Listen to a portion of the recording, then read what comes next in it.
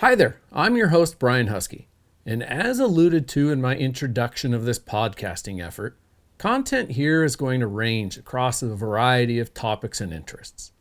Now, for the most part, all of these subjects share a few common threads, that they relate to adventure and are my own experiences that I'm sharing with you firsthand. Now today, I want to share my experiences with competition, racing, and the fuel that it's been over my entire life. Charging a wild imagination as a tike to staying young at heart now in middle age. Since the training wheels came off, I wanted to live on two wheels. I took a place on a starting gate for the first time at the age of 6.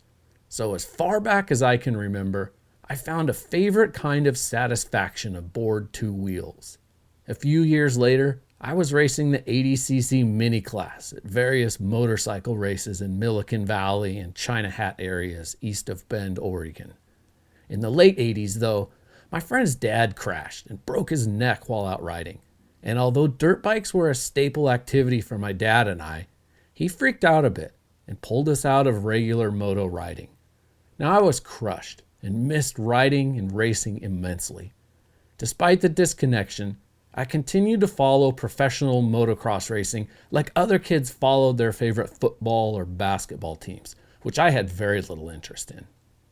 What grew inside me over the following years was a connection to the individual athlete in racing and a grand respect for what made those kinds of champions. The element of mental toughness in a solitary manner, the vision of struggle and toil over extended periods of time, distance, and often the elements of earth, all in addition to racing your rivals, this was fascinating to me in my young imagination. I began to see those kinds of rivals as also compatriots who share with you the diversity of challenges at hand. In another sense, it presented me the most fun imaginable, like a bunch of kids left alone to run wild. Looking back on it now, I felt a shared, kindred tie with individual athletes, racers of all kinds. And I came to realize it was also what I was.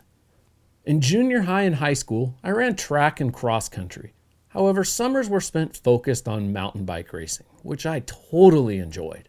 I wasn't super good, however not too bad either.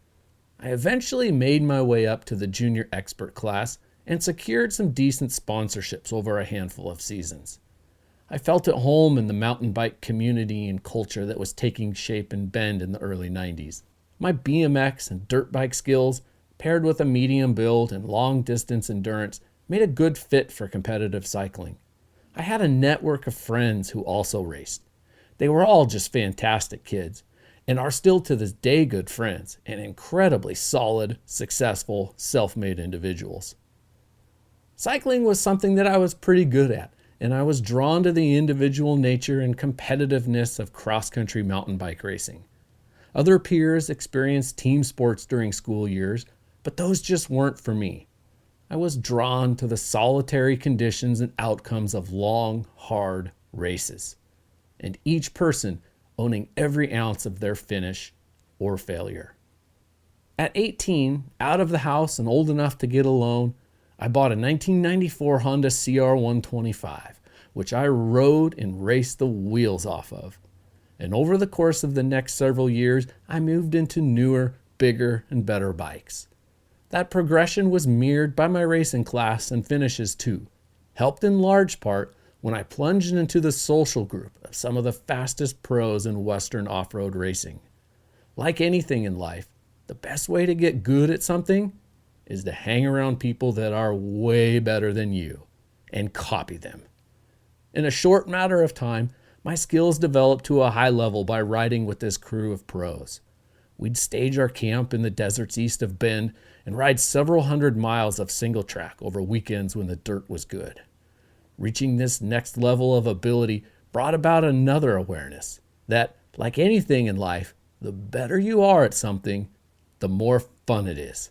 This well-developed craft of peak-level thrill, satisfaction, and pride that came along with my riding abilities was empowering and ran over to other elements of my life. The focus, training, preparation, and dedication to perfecting this skill kept me out of at least some, I'm sure, trouble in my late teens to 20. I moved from Central Oregon to Boise in 2000, and for the next decade continued an active variety of moto riding and racing. In 2007, I was 30 years old and decided I really wanted to test myself, determine just how good I could be if I really applied myself to a specific race. The race I focused on is called the Idaho City 100, an ISDE format event that served as a regional qualifying race for the International 6 Days Enduro. The race draws national caliber talent vying for a spot on the United States team, as well as the most hardcore of off-road and mountain moto enthusiasts. The Idaho City 100 has a very well-earned reputation as one of, if not the toughest races in the country. In my efforts to be competitive in the top class at Idaho City, I would begin training early each spring. In addition to as much saddle time as possible, I'd run and mountain bike in the vast network of single-track trails in the Boise foothills. Occasionally, I'd take note of the time of day and ballpark my progress, but for the most part, I simply gauged results and fitness by how I felt. By my mid-30s, I was struggling to accept a new reality that had been slowly creeping up on me. I was losing my competitive fire. The energy needed for my wife Allie and I to make a living required a lot of focus, especially for me as a self-employed entrepreneur. And I was becoming lazy, or at least, let's say, less inspired. The time, organization, cost, logistics, packing, loading, unloading, gearing up, and then all of that again in reverse involved in dirt bike riding had begun to feel like too much additional work, and my motivation to do so suffered. I was faced with the fact that in all likelihood, my best race results were behind me, and I was admitting that I really didn't want to put all the time and effort into besting my results to date. Then, of course, just the basic elements of getting older, although I never felt any direct decline in my physical abilities. I was just bummed out. I loved racing, but being competitive at the levels I sought was just so much time and work. Then, one cold and drizzly Thanksgiving, my brother-in-law mentioned this app thing that he used for cycling. He called it Strava. He said it was another GPS app that logged your rides, but also involved an element of segments, portions that were set up by users to create start and finish points. And when you rode through these segments, most existing trails were already mapped as segments, your time was marked. So following a ride, you could not only have a great log and journal of your performance, but also see how your results compared with other Strava users. These features delivered two inspirations to me. First off, an accurate record-keeping system for my training that I could track, compare, and reference. It would be awesome to see exactly how many miles I'd ran or rode that week. And to be able to dig into that data of each ride sounded and proved to be super interesting. After all, nothing helps motivate like progress. And with this kind of tracking, I could actually see how fit I was or wasn't, displayed in graphics, maps, and charts. This proved incredibly inspiring to me. And second, to see my results mixed with all the other riders on leaderboards was tantalizing, to say the least. It harkened back to those June evenings at Idaho City, post-race and physically filthy and thrashed, often bloodied. Racers, those who finished, on schedule racers, complete the race in 6 to 8 hours, depending on the year and conditions. Anyways, this crew of athletes were found pacing in the dirt lot of the community hall awaiting results to be posted from that day's time trial, special test sections of the race. If you've ever been in a race and had to wait for results to be posted while you're sick to your stomach from exhaustion, dehydration, you know the feeling. There's just something about that state of being when you've given all you have, pushed physics and your physical ability to their max, and risked your life and limb with absolute certainty. You want to feel like it was enough, but you don't know if it was enough until that beer gut guy or gal waddles out in pajama pants with sheets of paper and a stapler in hand. It's a special feeling of anticipation. So Strava and these new added elements of mountain bike training cracked open a whole cache of opportunity for fulfillment. You see, we are extremely lucky to live where we do in Boise. I can hop on my bike and in as little as 4 minutes be out of town and onto a network of insanely rad single-track trails extending from the foothills up and over the Boise Front Range. Which means that contrary to all the hassle of moto riding, this incredible convenience and newly added competitive element triggered a new life for my competitive fire. It was like I'd discovered a source for that feeling of satisfaction that comes with training and preparation for a big race. But now, on any given day, I could go out and test myself with precision. I began to track, scale, and predict my workouts to fit neatly into this digital log of KTM orange graphs and pie charts. Once I had my fitness level up on plane, a whole new drive, this opportunity for reward was waiting there for me, totally untapped. In a sense, I compare this to photography and the fantastic opportunities for success that it provides when out hunting, fishing, or even riding. If the primary activity goes to hell, but I've made an effort to get the camera out and tell that story, I end up with a big bonus reward that would have otherwise been just left there on the ground.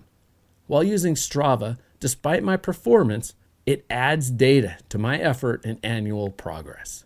I ride an old mountain bike. It was actually given to me years back by my good friend Bobby Foster. Made in 99 or 2000, it's a hardtail Klein.